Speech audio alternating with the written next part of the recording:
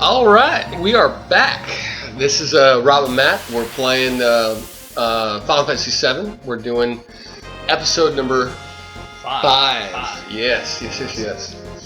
So, right now in the process of destroying... You said we're about to fight a boss. Where's your boss at? This doesn't look like a boss, Rob. Hey, I had to save it, alright? Then we had to switch gears and stuff, and... What gears are we switching? We're playing this game. No, we're switching What? out. I'm behind the wheel. Yeah. Hey, Daddy's driving. Oh, shit. You know, if I'm ready. Sorry, PG-13. However, no, PG-13, we're actually, PG-13 can, with today's, society, can cuss with the SH word or the F word once or twice. Well, Barrett says shit quite a bit in this game, so. And if we're going... You just cursed, man. Yes. Alright, that's fine. And even X-Men got away with saying the F word a couple times, as That's long as it's not true. having to do with fornicating. Yes. Yep. So the whole purpose of going down there was to see that cutscene. Yeah, and destroy the Mako reactor. Oh, they didn't? I could have sworn they did. Alright. Were we talking and not paying attention? Is that what happened? Well, I think it's from Cloud's point of view, and Cloud was knocked out. Yeah. Or passed out. Yeah. Again, because of the whole, I'm a Japanese RPG spiky haired guy that has to have amnesia prerequisite that comes with all JRPG. Unfortunately. Back in the day. God, I've lost count of how many games you've had to start off without Memories. Yeah. Yeah. Because, like I brought up in last episode about the whole surprise that Cloud isn't really Cloud. He's actually took the memories of Zack. It didn't really surprise me that much. I was more disappointed in the sense that I just didn't feel my character was the badass that he made himself out to be. Yeah. Even though he clearly is. I think the one that did surprise me a little bit, but I kind of saw it coming, was the whole Darth Revan, Darth Malik surprise in Knights of the Old Republic. I don't know what you're talking about because I never got to play it. Another one that Matt here, everybody hasn't played, so feel free to flame him for that one. Yeah, flame me for that. You know why? It's because I You didn't have an Xbox? Yeah, it's because I can't, I can only choose one console, man. No, I take that back. I actually can have all consoles, but the truth is that, especially with the Xbox One and the PS4, they're so doggone similar that there's literally no reason. I mean, Titanfall is a great Xbox One game, but I'm never going to play it because this particular one, this release, is not coming to both consoles. Just for the Xbox One. The next game will, but not this one. Well, actually, they did a version for the 360, right? Yeah, they did for the 360. Downgrade. No, I mean, it's getting good. It's getting decent reviews. It's not like it's bad. It's actually, people are complaining about, and customers are complaining about the graphics. I'm like, why? There are so many immature individuals that they have to bitch and moan about every little small little detail. Oh, well, not our audience, though. We appreciate that. We're not talking about them, but we're talking about the douchebags. Yeah. Well, everyone's entitled to their own criticism, of course. Exactly. But my point is that what's the point of bitching on games that have graphics, that are slightly different? Okay, for example, got it on the first try. Final Fantasy XIV on PC, PS4, and PS3. Barely, and there really is barely any difference in the graphical department. Barely. You know what? I don't care as long as the game runs smooth. Yeah. Okay. I don't care. Titanfall. I've seen a lot of Let's Plays of Titanfall. I love watching that game. You know why? Because it's not another Call of Duty clone. I'm so sick and tired of the annual releases, Call of Duty and Battlefield, because they barely bring anything new. The game coming out called Evolve, ladies and gentlemen? I'm not an FPS fan. I'm not. But I cannot wait for that game. Just like Titanfall. I was engaged. I loved to see how Titanfall was going to develop because it's different. Annual releases are fine. They really are. I just can't. Without much innovation, change really just drives me nuts. I'm all over the place. What were we talking about? Yeah, man, we're about to fight a boss here, but you know, since you wanna. Hey, man, I like talking about gaming. No, that's cool. I don't care. And by the way, I'm gonna say this probably 100 times. I am a gamer, not a fanboy. A fanboy or fangirl is somebody who is exclusive to a certain system or franchise. I'm not that. I love games, period. I don't care what genre of gaming it is. I will pay attention and acknowledge the brilliance that they are. I just want to get that out there right now. Rob here is a fanboy. No. Yeah. Because I had the tendency to make wrong choices and stuff along the way. I jumped on Xbox when everybody else went PS2. I kind of regretted it. There was a lot of, like, Jade Empire I never got to play. And I actually tried to borrow your copy and never got to play. It was okay. KOTOR 1 and 2 I never got to play. KOTOR was awesome. KOTOR 2 was a disappointment. I was not happy with the ending. Alright, but overall it's just as good as KOTOR. The mass says that it's just as good, so. Yeah. Yes. And since we just have to follow the mass, yes. Yeah, huh? As opposed to my own opinion. Right. Yeah. Yes. Well, your opinion is yours. Yes. And mine alone, apparently. Apparently. I was a little disappointed with KOTOR 2. That was just me. At least you got to play it. Yes. Those were the big ones, I think, for Xbox. One of my personal favorites for it was Jet Set Radio Future. Oh, okay, yeah. That one was pretty good. I always liked that game.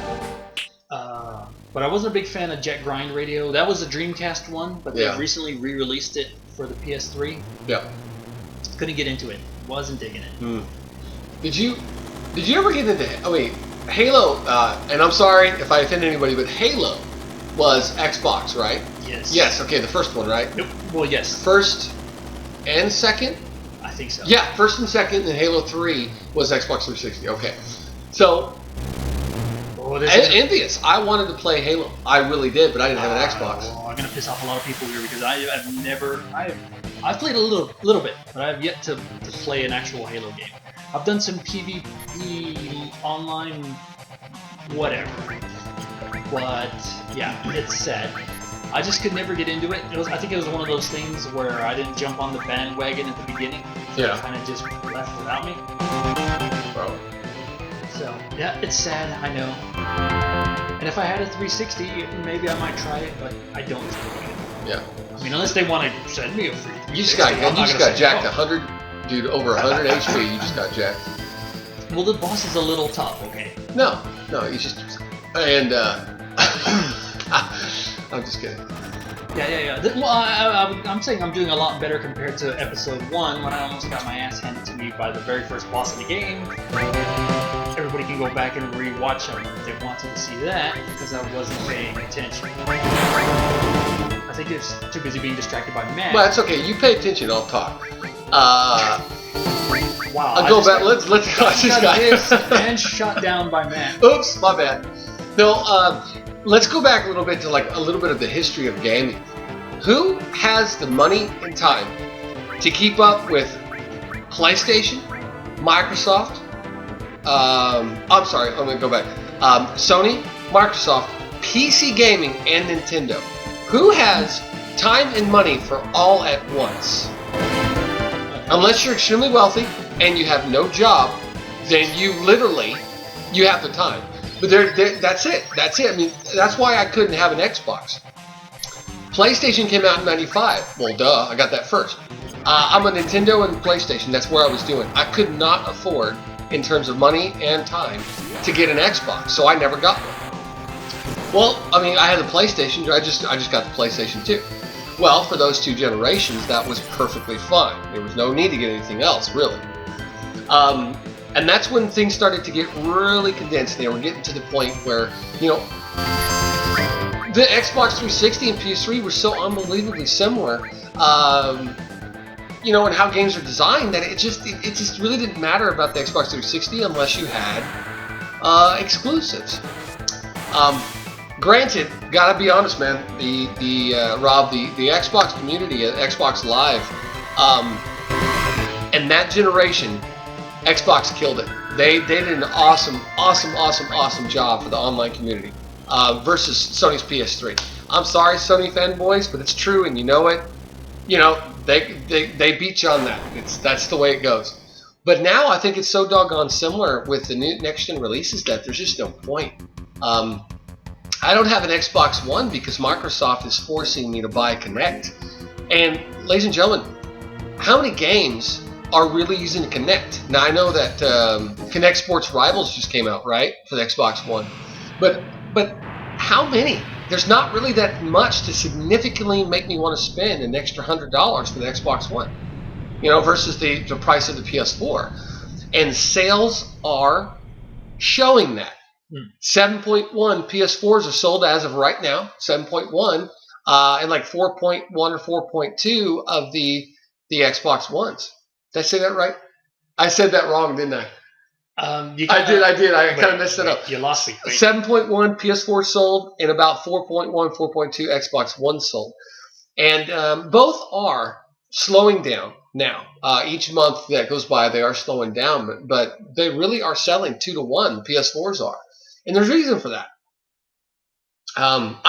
Competition is absolutely positive. Any of the developers, anyone will tell you that competition in the workplace, it's absolutely necessary. It really is. For many reasons, it really is. Financially, they need competition out there. So I do. I want everyone. I want them to succeed.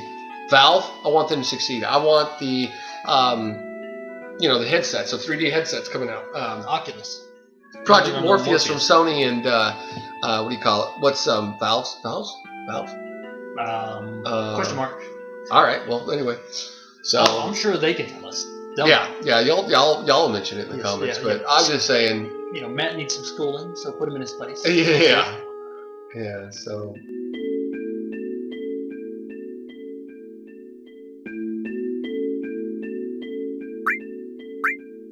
Yeah, I remember you. You were the chick with the things. Selling flowers. You're the slum drunk. Which, it doesn't really even matter in the long run because she's gonna die. Oh, the spoiler. Which, duh, anybody who's played this should know by now. If they watch the other episodes, then yeah. Don't look at me like that, man. You're just... Seriously, dude, really? You're freaking me out. Oh, man. Hey, you can comment all you want when you're driving. Oh, okay, I'm driving right now. Whatever, that's fine. That's fine.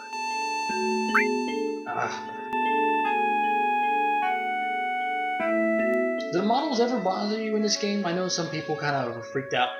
What? By the in-game models? No, come on, man. I love technology in it, so I will look at it as a game developed up to 1997. That's exactly what I'm gonna look at. They don't bother me. Even to today, they don't bother me. Even when he's got those big Popeye arms? Yeah, I don't care. No, that's fine. Actually, even when it first came out, I was blown away. Oh yeah, when this first came out, of course. Goodness gracious.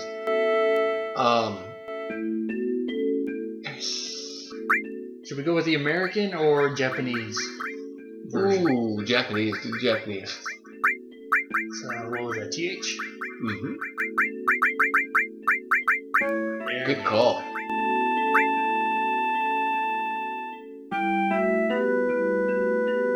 And is this our introduction to Rude? Reno? Yeah. Or Rude, Reno, and what was the last one?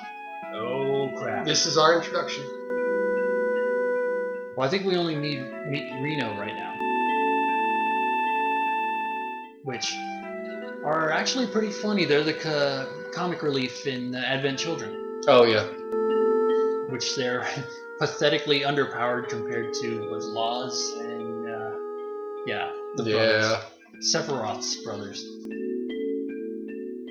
Let us know in the comments below if you liked Advent Children as a standalone movie or as, a sequel to this particular game. Let us know your thoughts. I'd like to know your opinion on whether it was good, Oh, I think it's just one big giant fan service. Oh, I agree. If I hadn't played this game before and just watched the movie blind, I probably wouldn't mean anything to me, but I think it's just fun to see the characters again after all these years. You know what? And that's the thing about Final Fantasies. Final Fantasies should not be sequels. There should not be sequels to them. One, each game is a standalone adventure. That's exactly what they should be. They're all final.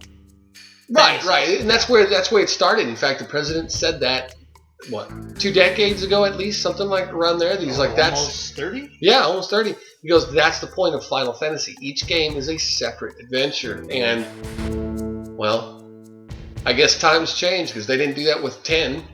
They didn't do that with 13. So what are they going to call them? Semi-final? And we all know Final Fantasy 15 is a trilogy. Yeah. We all know that is. I mean, they already announced it's going to be a trilogy, which pisses me off. Yeah, but it didn't seem to bother you too much with 10-2 or X2. I didn't know any better then.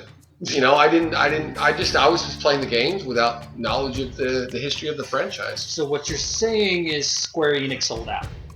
Yeah, that's what I'm saying. They sold out. It's like the company, now they're just a faceless evil corporation, like Shinra. They're money hungry, man. I mean, that's what they do. They release unfinished products. Like Lightning Returns, I think the combat system was Craptacular? It's really not that bad. It's just that there's something like a podcast I was watching told me that if you have to put a dialog in a game, that means your story is too confusing and souped up. Okay, and that's what they did. Each game, you start off, you get a dialogue of the previous story and all that. I'm just not a fan, man. I wanted so badly because I want my Final Fantasy fix for 13 to be successful. Fail, Rob. You didn't memorize that, dude? Come on, man. You should have. If I was playing, I would have done better. Okay, Matt, we can't all be perfect like you. I'm sorry. I'm totally kidding. Now, is Aerith? Does she have a better physical attack than Tifa, or the opposite? No, opposite. She's actually more pure magic based. Yes, exactly. The walkthrough even specifically says that she's not much of a fighter, to keep her in the back lines and load her down with materia and magic. Yep. Now,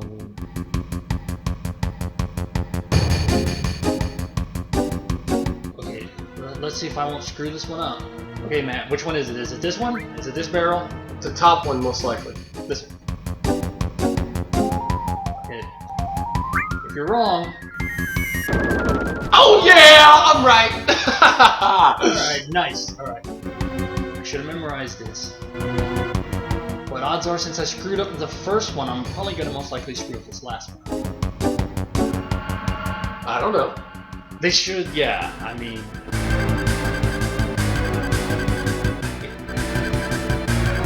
So, is this the right one, Matt? Come on.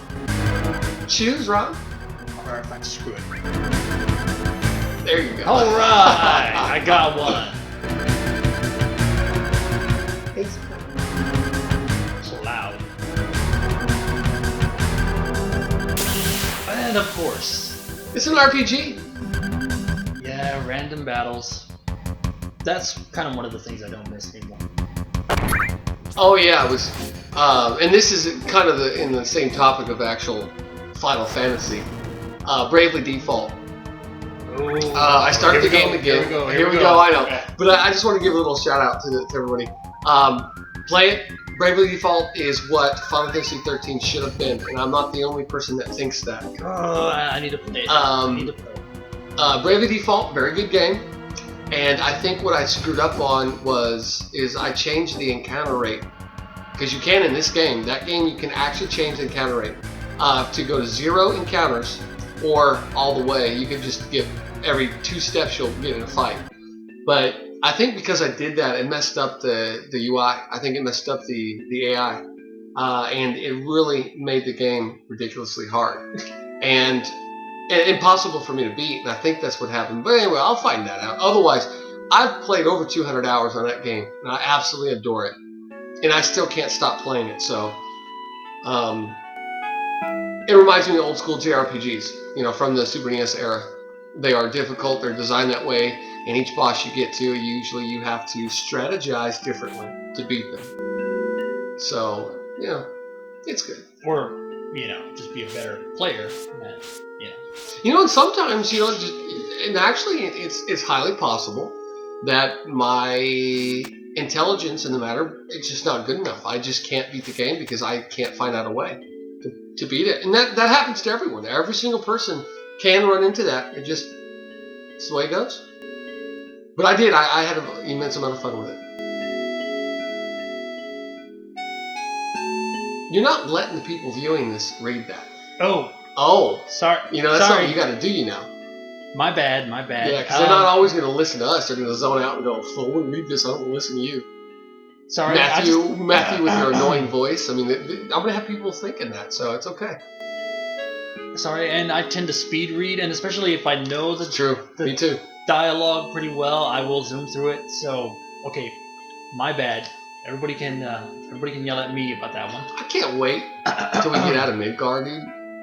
Like, every time I play this game, I dread the opening hours until we get out into the world. I think that might also be what it is, too, is I want to get to the meat of the story, to the good stuff.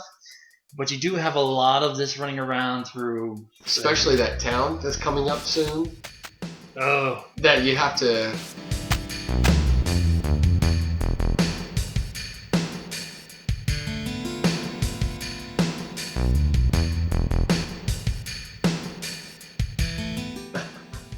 Now going back goes where? Going southeast goes where? Well, this will just take you to the wall for Sector 7. The church. Well, the church, yes, but then a big empty field with a wall. Yep. And there's nothing out there, is it? I don't remember. There was. I can't remember if it's this one or another gate, but there was something out there, and it just reminds me of it. I remember scouring it for 10-15 minutes one time and never finding anything. Yeah. Anyways, yes, and it does lead back to the church, which looks incredibly small compared to how it was on the inside. So here, I'm going to go ahead and save it. Matt, would you like to take over the controls? Not yet. Okay, fine then, alright. In that case, everyone's going to have to put up with me speed reading through all the dialogue. Let's stop. Let's stop. Good stopping point right here. Alrighty, perfect spot. Okay, everyone. Signing off, Matt and Rob. We'll go ahead and see you in the next video.